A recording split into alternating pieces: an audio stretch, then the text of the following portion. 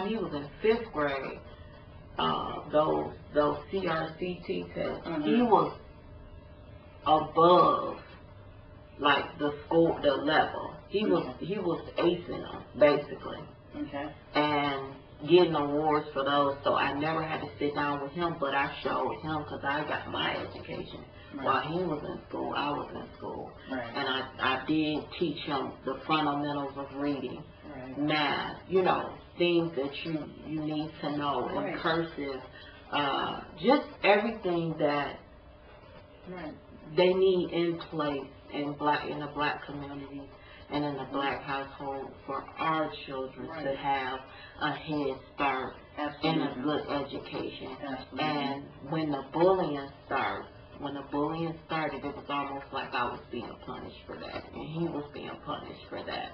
Right. Because we're not supposed to. They're training our children, and they're training us as adults to feel like we're not supposed to do that with our children. Right. We're supposed to keep our children dumbed down and right. and poor. And right. If we're poor, we're supposed to act poor. They want us to believe that we are not capable. Right. That we, well, and especially in the South. Oh, yeah. And I'm trying to tread lightly because I'm not trying to offend anybody. But, you know, the bell curve and all of that originated in the South. Right. And if anybody's ever remembered being in a classroom, if you're around my age, in your 40s, maybe late 30s, you remember the teacher saying, I'm grading on a curve. Yeah.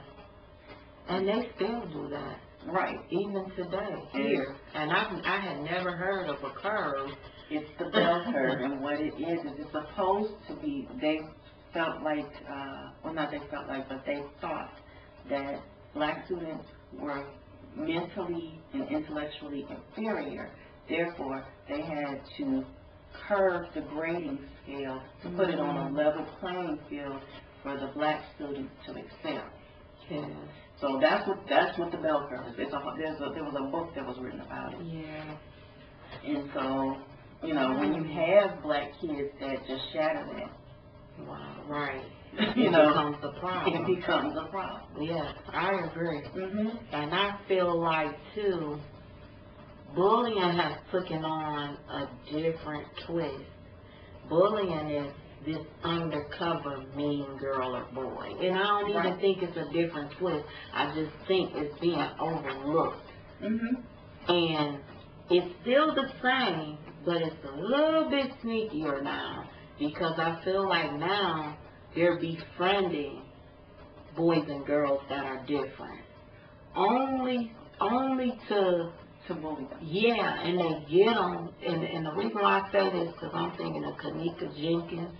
I'm thinking of a friend of mine, her daughter back in Ohio, Pratt, the Pratt family, they lost a daughter, and she was a victim of bullying, and I think it was, they befriended her. They befriended, and I think they befriended Kanika Jenkins to, you know, to do specifically win her trust and lure her into. Yes, I feel like it's taking on a different face, and it's done it's subtle. Now, you know, it can be done subtle. Oh, let's hang with us, you know, and then next thing you know, it's like, yeah, they hanging with these kids, but it's for the purpose of bullying. They're trying to manipulate, control, you know, make them feel less than, you know. And I was always taught, because at one point I was a victim of bullying. Oh, this girl used to, she used to torture me. And one thing I want parents to understand is that if their child is going through bullying, just take a look at the bully before you know, judge them like, oh, that kid is awful. Because 9 times out of 10, a bully is someone that's being bullied at home or comes from a family where something dysfunctional is going on in the family. Right. They're not getting enough attention. Mom might be a drug addict. Dad might be a drug addict. It's some type of dysfunction going on in the home. And I learned that because the girl that was bullying me back when I was a teen, her mom, her mom was a prostitute. Oh my goodness. Yeah, and her dad was strung out on drugs. And I found this out from another girl that knew her. And I would cry, and I was like, why is she like that? Why is she so mean? Why is she? Because she would see me, and I'm dressed nice, and I'm dressed clean. But I never knew her lifestyle. I never knew that, you know, at some point her mom was a prostitute, and 9 times out of 10 she was being pimped out. Because her lifestyle was really fast. She was a really fast girl. She dressed provocative. She talked provocative. She was only coming to school probably to keep her mom out of jail, basically.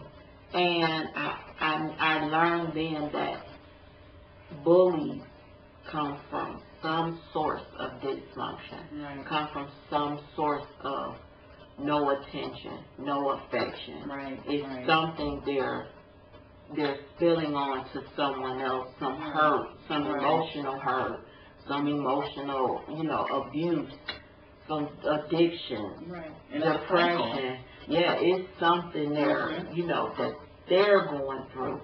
So hurting people hurt people. Yeah, of course. So if your child is dealing with a bully, analyze the whole situation.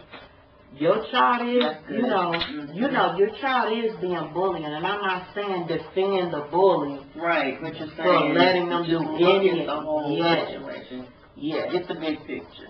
Right, and that way I feel like you can get more help and more support if you know exactly what type of environment that bully is coming from. Because another example, my niece, she was bullied. Okay. And she goes to a different school right now because of it. Okay.